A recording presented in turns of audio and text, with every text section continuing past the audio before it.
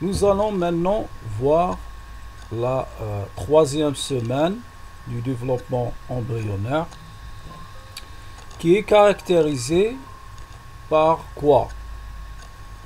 Donc il est caractérisé par la gastrulation proprement dite. Par la gastrulation proprement dite. Donc au départ, on a parlé de pré-gastrulation, c'est-à-dire la formation d'un germe ou bien d'un disque germinal constitué, si vous voulez, de deux disques, deux feuillets. Maintenant, nous allons voir la gastrulation proprement dite, c'est-à-dire pré-gastrulation. C'est une étape qui est avant la gastrulation. La gastrulation, maintenant, comme on l'a déjà vu chez les amphibiens, vous pouvez voir les vidéos chez les amphibiens, comment est réalisée la gastrulation pour mieux comprendre qu'est-ce que ça veut dire la gastrulation. Il va y avoir la formation de la ligne primitive au niveau de la zone de la ligne primitive, ainsi que la formation d'un nœud qu'on appelle nœud de Hansen.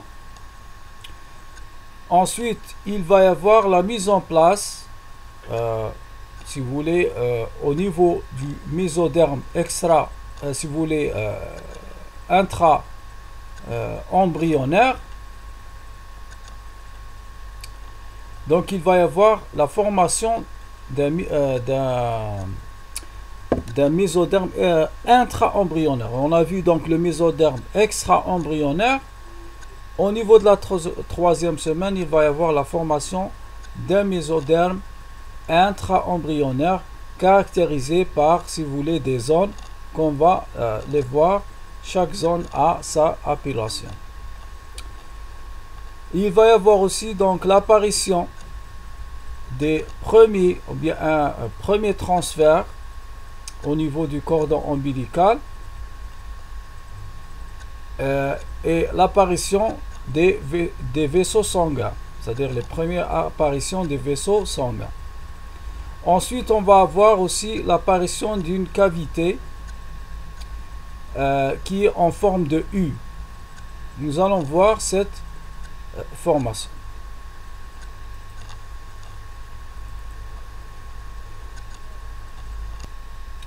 Donc un petit rappel, l'embryon à la fin de la deuxième semaine est constitué de 3 cavités et d'un disque.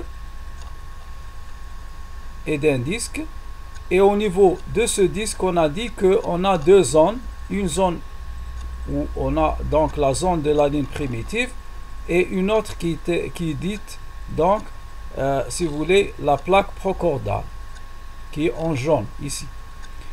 Bon, ça, si on réalise maintenant une coupe, vous allez voir une autre vue, si vous voulez, de l'embryon avec ses annexes embryonnaires ou bien avec ses cavités. Ça, c'est l'embryon et ça, c'est ses annexes ou bien ses cavités. D'accord? Voilà, donc nous allons assister, nous allons si vous voulez, concentrer ou bien focaliser dans cette région exactement. Dans cette région exactement. C'est-à-dire ici.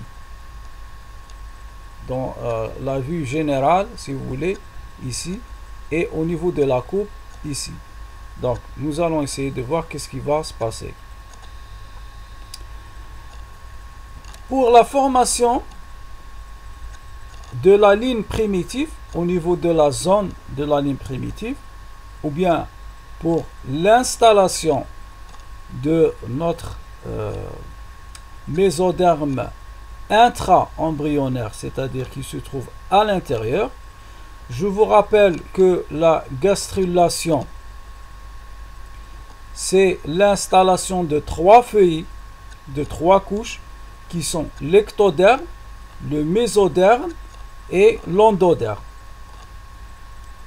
La prégastrulation, c'est 2 couches. C'est ecto et endo. Ectoderme, endoderme. Par contre, la gastrulation, c'est l'installation de 3 couches. 1, 2, 3, avec le mésoderme qui se trouve au milieu. Maintenant, d'où viennent les cellules du mésoderme intra-embryonnaire, c'est-à-dire qui se trouvent à l'intérieur du disque embryonnaire. À partir des cellules de l'ectoderme, si vous voulez, ou bien l'ectoblaste, ou bien l'ectophile, ce sont 3 appellations, si vous voulez, pareilles, il va y avoir la migration, la division cellulaire. On a dit qu'au niveau de la zone de la ligne primitive, il va y avoir une importante division cellulaire. Et qu'est-ce qu'il va y avoir? Il va y avoir donc la migration de ces cellules. Mais avant la migration de ces cellules, c'est-à-dire comment faire migrer les cellules entre l'ecto et l'endo. Donc, la première des choses, il va y avoir la formation d'une ouverture au milieu de cette zone de ligne primitive, qu'on appelle la ligne primitive. Une ouverture pour permettre à ces cellules de migrer à l'intérieur. Voici donc la formation de la ligne, ou bien si vous voulez, de l'ouverture. Donc, celle-là qu'on appelle donc la ligne primitive, elle va permettre la migration ou bien le transfert des cellules à l'intérieur entre l'ectoderme et l'endoderme, ou bien l'ectoblaste et l'endoblaste. Il va y avoir donc l'installation de ces cellules.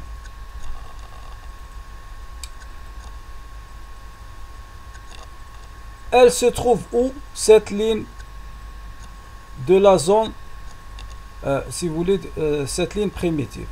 Quand on regarde en haut, nous allons voir le disque avec la zone de la ligne primitive, et la ligne primitive, elle est là, c'est-à-dire l'ouverture, elle est là.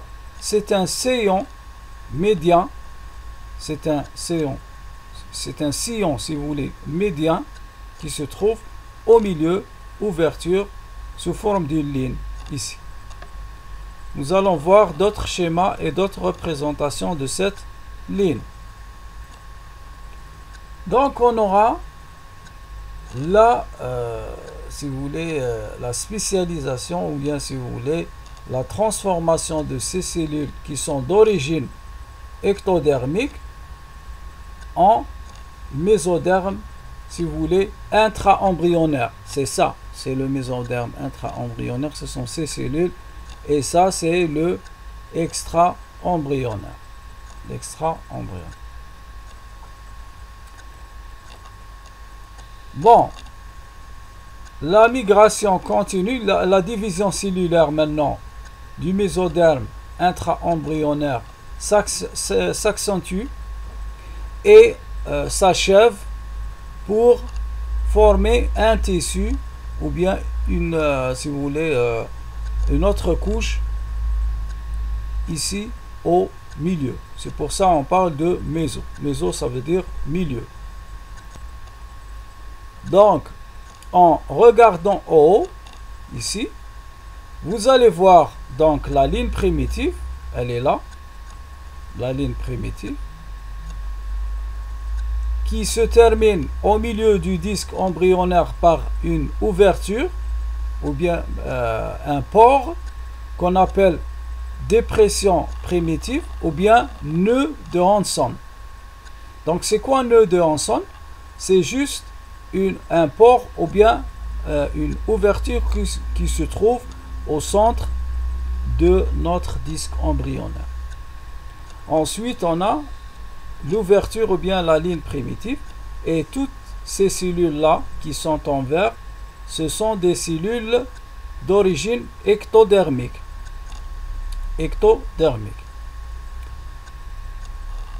Maintenant, le mésoderme, on va voir il est où le mésoderme dans cette vue. Comme on a déjà dit, il va y avoir donc la migration des cellules de l'ectoderme à travers la ligne et à travers le centre ou bien de la nœud de Hansen.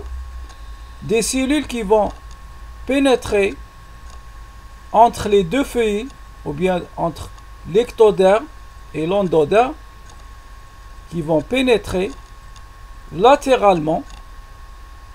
Ce sont les cellules du mésoderme intra-embryonnaire. Et on a aussi un début de migration de ces cellules ectodermiques qui vont former aussi le mésoderme intra-embryonnaire au niveau de ce pore ou bien nœud de Hansen. Donc la migration, elle concerne la totalité du disque embryonnaire, mis à part deux régions. Cette région, là on a dit la plaque procordale, si vous vous rappelez, et dans cette région aussi on n'a pas de mésoderme, donc il ne va pas y avoir l'installation de mésoderme intra-embryonnaire ici et dans cette zone. Ça veut dire quoi? Ça veut dire que dans cette zone qu'on appelle la zone caudale ou bien la membrane, si vous voulez, cloacale, c'est mieux aussi la membrane cloacale, et ici c'est la membrane oropharyngienne. On appelle ça la membrane oropharyngienne. Je vais vous expliquer pourquoi. Ou bien, si vous voulez, la plaque procordale. Bon, on n'a pas de mésoderme. Ça veut dire ici on n'a que deux couches. On n'a que l'onto, si vous voulez, ou bien l'hypoblaste et l'ectoblaste, ou bien l'ectoderme et l'endoderme. On n'a que deux couches. Ici aussi on n'a que deux couches, l'ecto et l'endo. Par contre, latéralement, ici, latéralement, ainsi que ici, on a trois couches, l'ectoderme, le mésoderme et l'endoderme. Donc, si on essaye un petit peu d'incliner notre disque, de l'incliner, de le pivoter, vous allez voir les trois couches. Donc la première couche, l'ectoderme, le mésoderme intra-embryonnaire, c'est le disque qui aussi entoure. Mais à part, on a dit, dans cette place, on n'a pas ces cellules, et dans la partie caudale. Et l'endoderme, qui se trouve aussi. Donc, maintenant, notre embryon est constitué de trois couches. C'est l'un des principaux, si vous voulez, étapes de la gastrulation. C'est la formation d'un embryon de trois couches. Et nous allons voir par la suite la formation du type digestif ou bien de la cavité du type digestif primitif. Maintenant, si j'essaie d'enlever ce premier disque, c'est l'ectoderme, si j'enlève ce disque qui est en bleu, l'ectoderme, qu'est-ce que je vais voir? Je vais voir le mésoderme qui est installé latéralement, donc ici, latéralement, mais à part cette région qu'on a dit, c'est la région procordale. Pourquoi on dit que cette zone est la zone procordale? Parce qu'elle est proche de cette corde. Il va y avoir une formation d'une corde ici. Et on dit procordale parce qu'elle est en amont. Elle est en amont. Et elle est avancée par rapport à cette corde. Et cette zone, aussi, on n'a pas de mésoderme qu'on appelle la membrane cloacale. Cloacale, ça veut dire qui est en rapport avec l'anus. L'anus, si vous voulez, de l'embryon, bien la partie postérieure, ou bien, si vous voulez, la partie caudale de l'embryon. Donc, il va y avoir la formation de la tête à ce niveau-là, et la formation de l'anus, si vous voulez, à ce niveau-là. Donc, pourquoi on dit oropharyngien? Parce que la formation de la bouche, ou bien l'ouverture de la bouche, elle va se trouver ici. Donc, c'est pour ça qu'on dit que c'est oropharyngien, pharyngien, ça veut dire qui a un rapport avec la bouche.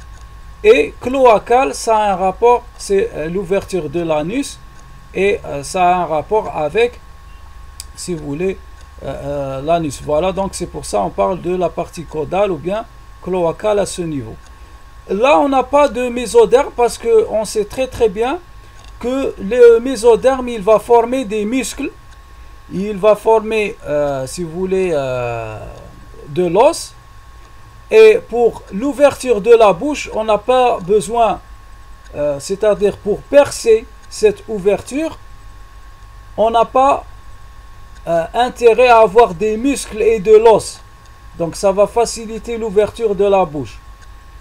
Et aussi au niveau de l'anus, donc c'est une ouverture, c'est l'extrémité terminale ou bien finale de l'intestin. Et donc, pour aussi, on n'a pas de muscle ni de l'os à ce niveau. Donc, si on réalise une coupe au niveau de notre disque embryonnaire, constitué de 3 couches, comme on l'a déjà montré, donc nous allons passer par combien de zones? Nous allons passer par la membrane oropharyngienne ou bien la plaque procordale, ce qu'on appelle la corde ou bien la notocorde. C'est quoi la corde ou bien la notocorde? C'est un début de formation d'un tube de mésoderme intra-embryonnaire, et ce tube il est formé à partir de la migration des cellules ectodermiques ici, de l'ectoderme, vers la nœud de Hansen, vers la nœud de, donc vers le nœud de Hansen, pardon, ça va former donc un petit tube ici. Donc vous allez voir quel est l'intérêt de ce tube. De toute façon, il est mésodermique. Et on va passer par la ligne primitive. Donc je vais réaliser une coupe. Qu'est-ce que je vais voir? Nous allons,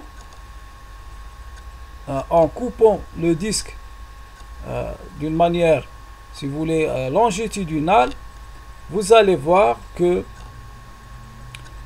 alors premièrement, regardez bien ici, le mésoderme intra-embryonnaire, notre germe, constitué, si vous voulez, de 3 couches. Où sont les 3 couches? Vous avez l'ectoderme, le mésoderme et l'endoderme. Ensuite, on a dit au niveau de la membrane, ou bien le disque, ou bien la membrane oropharyngienne, ou bien la plaque procordale, on n'a pas de mésoderme intra-embryonnaire, donc on n'a que 2 couches. Ensuite, on va passer par nœud de Hansen avec le début de la formation de la notocorde. Je vous ai dit que c'est une corde. Cette corde, elle est formée à partir de la migration des cellules ectodermiques vers nœud de Hansen. Et ensuite, donc là, on a aussi 3 couches. Ensuite, on a 3 couches au niveau de la ligne de la zone primitive, 3 couches. Et enfin, on a la membrane, si vous voulez, cloacale, ou bien la zone caudale, qui est constituée, qu'on a dit qu'on n'a pas de muscle à ce niveau, dans cette partie, qui est là, on n'a pas de mésoderme.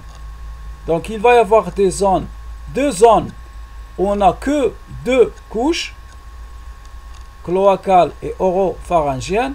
Le reste, c'est 3 couches. 3 couches. Ou bien 3 tissus embryonnaires.